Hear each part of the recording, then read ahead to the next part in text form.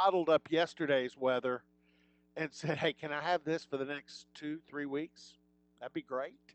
Because it was gorgeous, and we got a little more too much wind maybe today, and I'm not sure it's blowing out either. I'm trying to think. No, that would not be blowing out of Obrate. It'd be blowing in from left field. But Josh Holliday joins us, and Coach, how was your Christmas break, and how excited are you to get after it? Well, I had a great Christmas break, Robert. Thanks for asking. And very excited to be looking out on a beautiful baseball field with the sun shining and healthy college athletes reporting back to campus every day. So we're in a great place right now, excited, and just thinking our way through all the important little details we need to be on top of as we bring the boys back and get started as a group tomorrow. Yeah, that's what I was going to ask. You can start working out tomorrow. How quickly do you ramp this thing up? Well, I think we definitely are going to start in stages and just first assess how the kids are doing tomorrow, where their bodies are at, make sure all the kids that over the break were able to get the adequate amount of training in. If they weren't, bring them along at the right pace. You know, the goal is to win a championship over the course of a long season, so we got to do things the right way. But each kid, I think, will have a pretty good idea where they're at. The guys that got great work in over the break will probably hit the ground running with tempo tomorrow.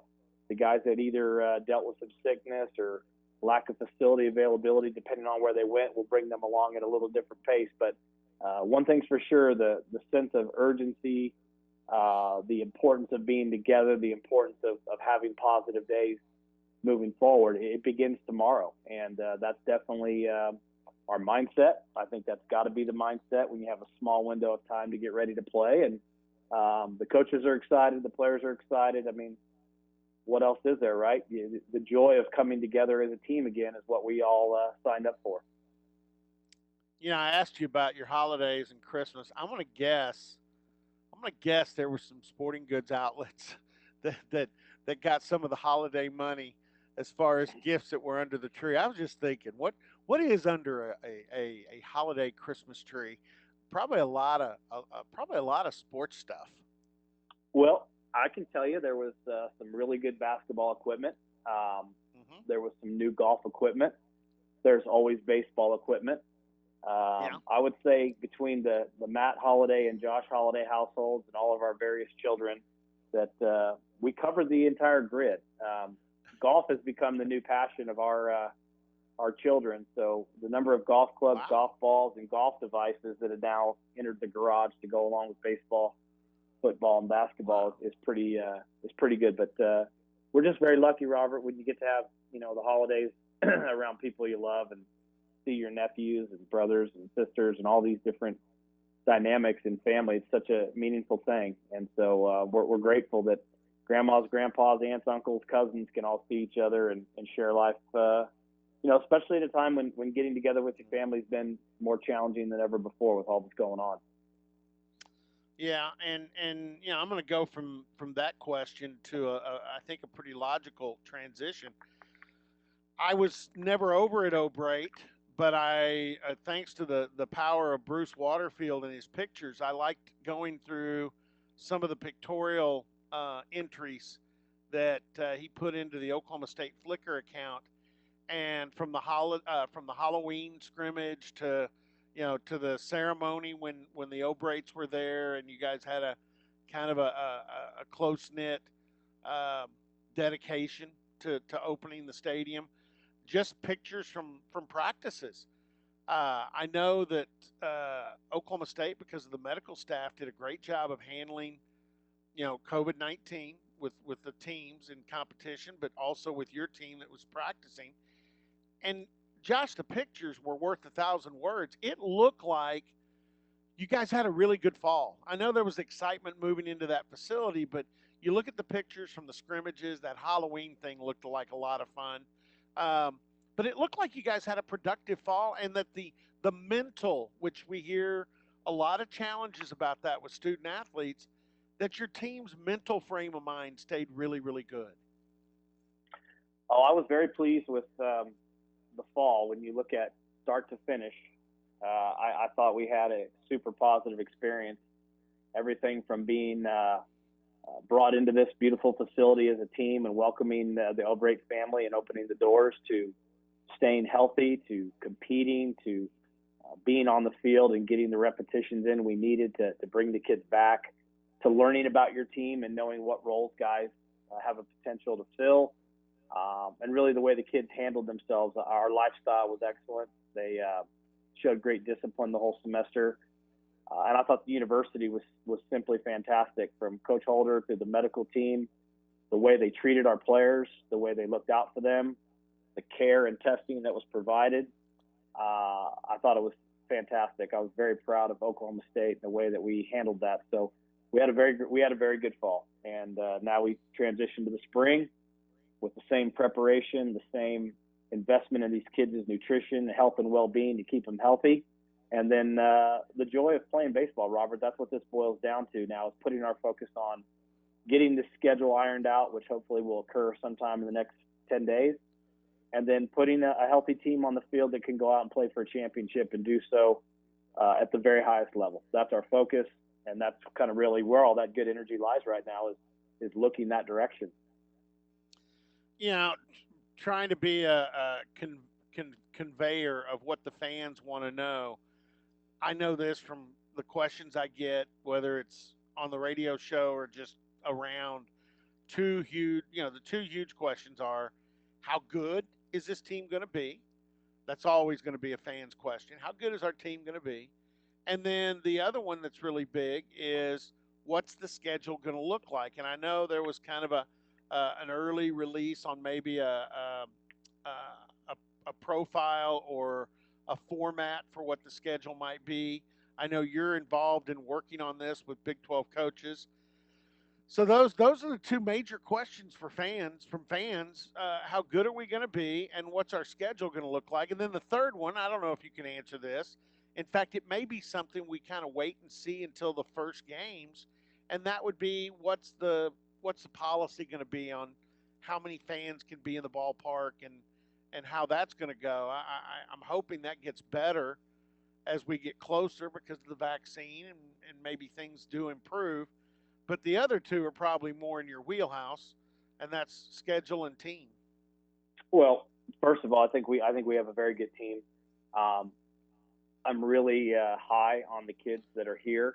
I feel good about the makeup of the team first and foremost. I think when you look at your team going into a season, you ask yourself, how committed and how invested is this group of people to our team's goals? And the answer to that is very high. We have a number of kids that love this program. We have a lot of kids in our locker room that have won 3 championships since they've been on this campus. When you look at that, that's a very strong commitment from them to what it takes to win. There's 2 Big 12 conference tournament championships that some of these kids have experienced. So there's kids with rings in this program that know a championship season is within our reach if we do all the right thing. Add to that the physical ability that the kids have. I think we got a physically talented team. There's no doubt about it. I think there's a lot of physically talented teams in the Big 12 this year. So we're going to be able to line up head-to-head with some excellent programs. We've got kids that care a great deal. And I think we have a very good team. And I'm very excited to see what we can do. Now, that being said, I've never gotten into a season with a mentality different than that, but I really feel solid in saying to our fans that this is a good baseball team. And how we handle this season and all the unpredictable things that are going to come up, obviously that'll be the story to tell. In terms of the schedule, we probably had the best home schedule built that we've ever had at Oklahoma State for this season. The number of home games, the type of opponents, and all those things. We had a unbelievable schedule ready to unveil for our season here. I still think it has a chance to be outstanding. What we're waiting to find out from the Big 12 and working together is, what's the best layout of games for Big 12 baseball? Is that to play 3 baseball games in a normal fashion like we have, and then play midweek games when those games are available? Or is it to try to play an increased conference schedule and try to play 4 baseball games each weekend condensed into 3 days? There's pros and cons to both sides, and those things are being worked through right now. So I would think some form of a decision will come soon. And then once that decision's made, we'll be able to put that on paper and share with our great fans what we have to look forward to and kind of what those dates and times look like. I think the other question you said is just what is the season going to feel like? And obviously we'll have the same safety protocols and same strong decisions made to make O'Brate Stadium available to our great fans, but to do it in a way that's safe. So if you come out to the ballpark, you can do so and be distanced and be safe and enjoy a great game. So all those things are being worked on, capacity, ballpark, plan for safety. And we'll have it all done, and it'll be done well. And we're going to have a hell of a season. That's all there is to it. You just make your mind up that you take all these challenges head on, you deal with them the right way, and then you go out and do the very best job you can. So I like our players. I like our schedule. I love this facility. I love the interest that we have right now of people wanting to get in here and see this place with us and watch a ball game. I can't tell you how many times people have said that that's going to be a bright day this spring when they get out here to see us play. So all good vibes on this end, Robert. I really feel good about things, and I want our fans to know that they should too. Fall, you mentioned how much you enjoyed the fall. Again, you've got a lot of veteran kids, just like you mentioned. There's kids in that clubhouse or in that locker room that have won a lot of baseball games for Oklahoma State with Oklahoma State on their chest. Fans always are interested in how the new guys are doing. So as you came out of fall, who were some maybe either new guys or just emerging guys? Because I know this. I mean, I have a special interest because his dad's one of my good friends, and obviously Roman fan soccer. And I know Roman struggled some last season, coming off Tommy John and so forth. But I hear he had a really good fall. Who were some of the guys in the fall that you kind of feel comfortable, talking about that were either emerging or new guys that came in, really maybe more ready or extremely ready to help this baseball team? Well, I think if you just take it around the horn real quick, McCusker was very good this fall in left field. He's a guy that we've all seen play. He's a very special player at 6'8" and 240 pounds. He's healthy. He had a great fall. Caden Trinkle did a really nice job in center field. Freshman Dominic Johnson out of Edmonds showed very good in the outfield, did some really nice things. Freshman John Bay from Shattuck, Oklahoma, another kid that had one of those freshman falls where you said that's a really strong showing for a kid his age. Cabby missed some of the fall with a lat strain, Cade Cabanis, but his leadership and work ethic was really good. When you go across the infield, transfer at third base, and Christian Encarnacion, big, strong kid, one of the real impact transfers that we have in the program. He has a chance to really help us at third base. Matt Golda, transfer from Kentucky, played really well in the middle infield. He and Houston Morrill held down the middle two spots on that infield and did a heck of a job this fall. I like where those two kids are at a great deal. Jake Thompson was our leading hitter this fall. If you think back to last spring, he emerged, and this fall he was clearly our leading hitter. I think he hit 6 or 7 home runs, and so he really, really swung the bat well. Max Hewitt, Brock Mathis behind the plate. That's a nice catching pair heading into the season. We've got some depth there. And we had some really good young freshmen that just competed well all across the field. And so those kids are in a good place. They're moving forward. The one kid that probably as a newcomer didn't spend a ton of time on the baseball field but is incredibly gifted is Nolan Mclean, who spent a lot of time with Coach Gundy and the football team this fall. So Nolan's gifts on the baseball field, both pitching and hitting, are exceptional. He factors into our plan in a big, big way. On the mound, we really, really were blessed because we had about 19 kids that pitched all fall long. So we had great repetition on the mound. Justin Robleski is a transfer from junior college, a left-hand pitcher. He probably stood out among all pitchers. Fastball in the mid-90s with a great curveball. He factors into this thing in a big way. You mentioned a guy like Roman Fan Soccer who is healthy. He had his best fall inside the program. It was great to get Mitchell Stone healthy and back on the mound after missing last year with back surgery. Zach Cable, a kid that last year we saw a little bit of before the season ended. He had an amazing summer. He pitched 95 to 99 all fall long with his fastball. So he has really turned the corner and become a real weapon for us. Brett Stanley. So you could sit here and really talk your way through so many kids that had good falls. Guys like Bryce Osmond, Cale Davis, Justin Campbell, Colton Bowman, Wyatt Cheney. Those guys were all freshmen last year and were really starting to come on before the season ended, and they all picked up right where they left off. So you take all those guys, you take a guy like Parker Scott, who I think is one of the most skilled pitchers in the Big 12. You got a guy like C.J. Varela, who's in his 5th year, that provide us that really good veteran leadership. You add to that a guy like Eric Walker from LSU transfer, who, if we can keep him healthy, has big game experience in his past. And you start looking around saying, there's a lot of good options on this pitching staff, and this is a good group. So I like where that group is at. I don't think there's a better guy out there in working with a pitching staff than there is with Coach Walton. His patience, his knowledge, and his ability to grow players is exceptional. He will have those guys focused, and he'll have them dialed in. So I like what I saw, Robert. I really did. I like what I saw. I think fall baseball has so much value, and I think we were able to play enough games that the kids were able to show us quite a bit of what they could do. So from that standpoint, super positive about where those kids are at. Everybody back on the coaching staff, because I think you got the best coaching staff in college baseball, and I think you probably do too. We got an amazing group of people. I'll tell you, Robert, the guys and what each guy brings to our program, what they bring to the players each day. Really special group. Coach Walton, we just spoke about, fantastic. Marty Lee's his energy for recruiting and working and getting the position players going every day is tremendous. What a treat to have Matt and Robin here with their baseball backgrounds, their communication skills, their unique place in the game, but really in a college baseball setting, to have 2 men with such accomplished careers as professional players willing to come and work here for free and go to school full time to be a part of this just says so much about who they are and why they want to do this. They just want to do this for the kids. Our office staff is tremendous. And the only thing I got going against me, Robert, is if we go to lunch, I got to buy lunch for 10 people.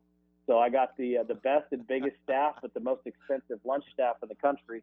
But they're wonderful. They really are. They're wonderful, and I love being around them. I love what they stand for, and they pour themselves into these players every day, and they love the university. I don't really know what else you could ask for. Yeah, I mean, if you can keep Matt Holliday and Robin Ventura, and I know these guys are grounded. That's the thing about your brother and about Robin.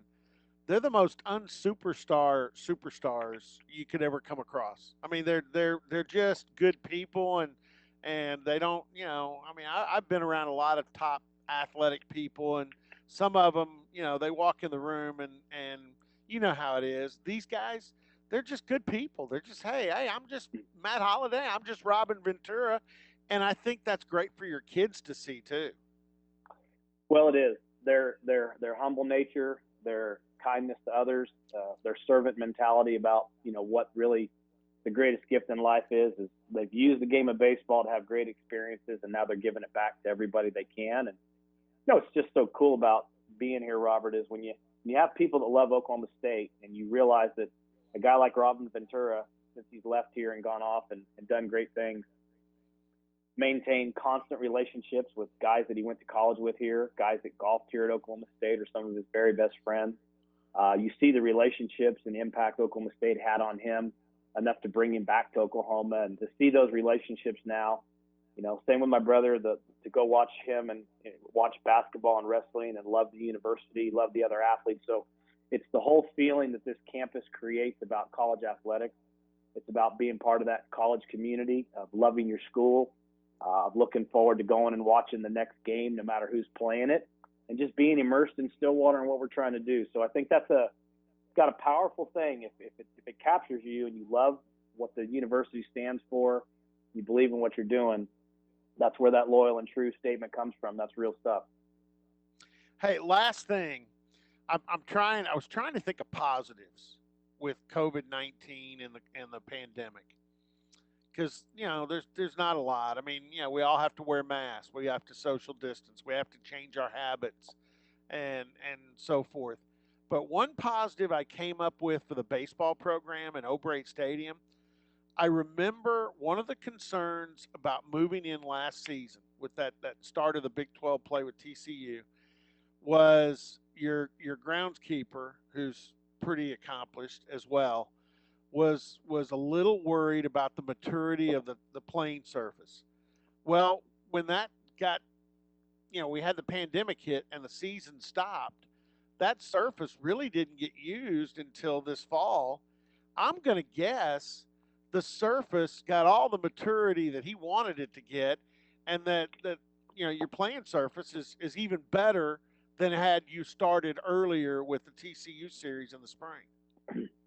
Well, I'll tell you this, buddy. If you want to peek through the fence today, you will see the most beautifully manicured green piece of baseball heaven right through those fences. It is. I have. It's in great shape. It looks like it's ready to be played on as we speak. Nobody takes more pride in their job than Todd Tribble, and we've got a absolutely beautiful surface that gets cared for the way it should, and it's just screaming at us to get out there and play baseball on it, Robert. So I'm in the camp that believes our best days are in front of us. I know there's been some adjustments in everybody's life to this point, but hopefully we can stay together, get on the other side of this, and look forward to returning to that joyous spring evening of being outside and watching sport and sharing some good times. Now, absolute miracle. The football season got done, and they're working. They're pushing through the basketball season, which I knew would be a challenge. But I'm hopeful that the sun's shining, where things are happening with the regard to the virus. That hopefully things are going to get better and better. And I'm really looking forward to baseball. Looking forward to having a chance to watch your team, and I know all the fans are as well. They're chomping at the bit to get in there and follow the Cowboys in O'Brate Stadium. So good luck with the preseason. Let us know as soon as you can on the schedule.